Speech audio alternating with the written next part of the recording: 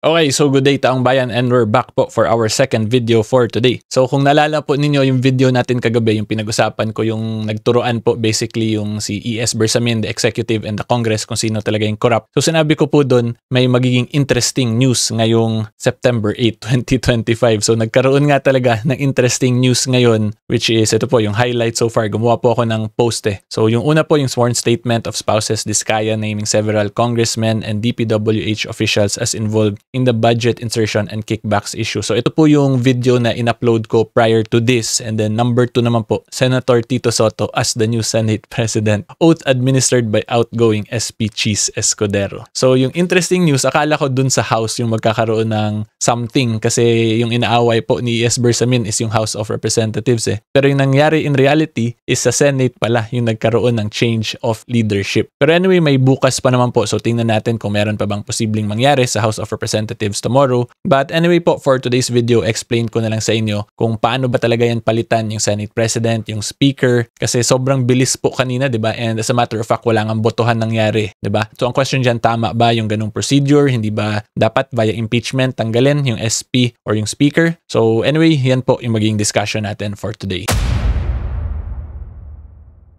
So of course, kung nag-enjoy po kayo sa video, huwag niyo po kalimutan i-like itong video na to mismo and mag-subscribe din po sa channel ko para updated po kayo kung may bago tayong upload. So ang Senate President po at ang Speaker ng House of Representatives, parehas po yan sila kung paano sila mapunta sa posisyon at parehas din po yan sila kung paano sila tanggalin. Okay? At ang way po para tanggalin yan sila is via voting process lang po yan. Papagbotohan po yan ng members ng respective houses nila. Hindi po via impeachment yung pagtanggal sa Senate President or sa Speaker of the House of Representatives. Okay?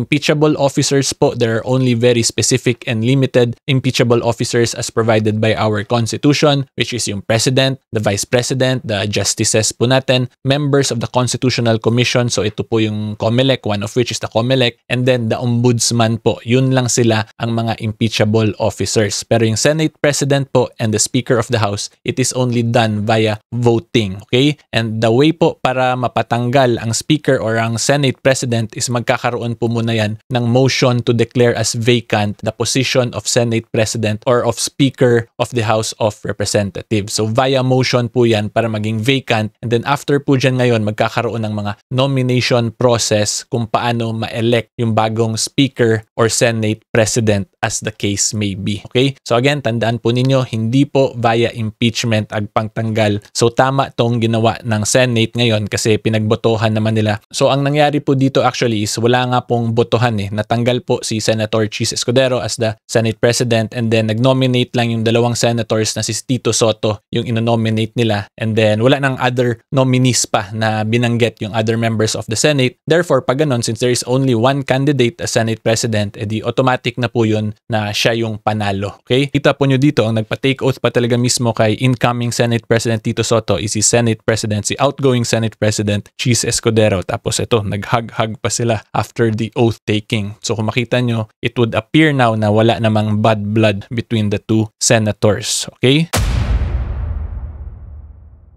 So valid po yan yung ganitong process na nangyari sa pag-elect po kay Senate President Tito Sotto considering na wala namang any other candidate na ninominate. Therefore, kung walang candidate na ninominate, wala nang kailangan pagbotohan kasi that means na the majority of the senators has already chosen only one nominee for the Senate President. Therefore, hindi na yun kailangan ng election process. So pag ganyan, valid naman po yan. Hindi naman po yan unconstitutional yung ganyang process. Okay? Nagkataon lang kasi nasanay tayo na pag nagpapalit ng Senate President or ng Speaker, may botohan pa. Pero dito wala nang botohan kasi yun nga, si Senator Tito Sotto lang po yung ninominate nung dalawang senators. Okay? So again, klaruhin ko lang po, this is a valid way to elect Tito Sotto po. Hindi po yan prohibited by the Constitution natin. Kasi hindi naman din sinabi po ng Constitution natin na kailangan talaga may dalawang kandidato for Senate President. Because if the will of the majority is already clear via, dito ang alam ko nangyari, nagkaroon lang ng signing of manifesto or resolution of support. So from there, kita na yung will of the majority ng Senate, edi pwede na po nila yon i-elect si Senator Tito Sotto as Senate President via that manner po of election. Okay, so hopefully klaro po yan. And magdagdag na lang din po pala ako ng fun fact about Tito Soto kasi masyado pong maikli itong video natin. So si Tito Soto po, he is the longest serving senator po pala dito sa bansa natin, the Republic of the Philippines. So na-curious lang din kasi ako about the career of Senator Tito Soto. So nag-research ako konti and I was surprised to know na siya pala yung longest serving senator ever po. He has been serving already for 5 terms. So 5 terms po, that's 6 years each currently sa 1987 Constitution natin. So 6, 12, 18, 24. He will have served as senator for 30 years pag natapos po niya yung term niya. So kung ako po tatanungin, that is a very long tenure po as a senator of the Republic of the Philippines. So para po makita ninyo yung scale or yung kung gaano katagal yung ganun, ako po personally, I am only 37 years old. So 7 years old pa lang ako, senator na si Tito Soto. And ngayon, 37 na ako, gumagawa na ako ng mga legal videos na to. He is still serving as a senator of the Republic of the Philippines. So that is very interesting lang po to know na nagulat ako na siya pala yung longest serving na.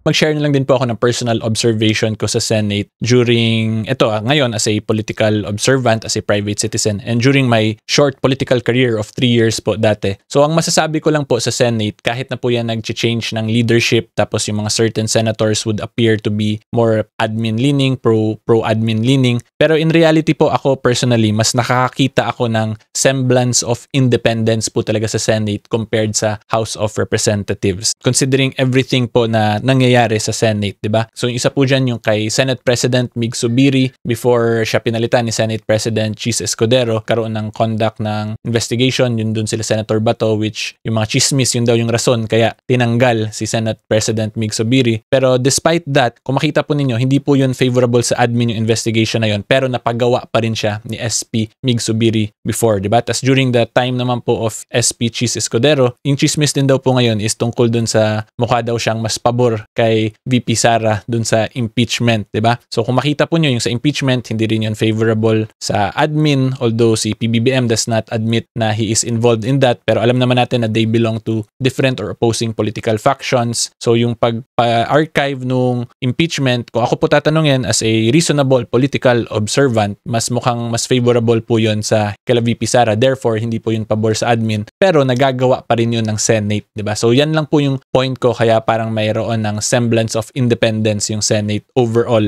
as my personal observation lang po. So ngayon, ang titingnan na lang natin dito is whether or not paano kaya to i-handle ni incoming Senate President Tito Soto yung Senate. Will he be truly independent? So yan po, abangan na lang natin yan. At yung isa kong observation din pala kanina dito sa turnover ceremony nila, there were multiple senators who cited Bible verses. So because of that, I am hopeful na maging one of the basis po nila yon when they make decisions, diba? Hindi yung personal desires lang nila, para at least meron tayong maganda or may moral compass na sinusunod yung ating Senate of the Philippines. Okay, so anyway, hopefully klaro po yan. Hanggang dyan lang po yung discussion natin for today. If you like more legal educational videos, current events, subscribe lang po kayo sa channel ko. And until next time, see you all po. Bye-bye. 2 videos tayo guys. Hindi na to maulit most likely kasi mahirap po. Okay, bye-bye.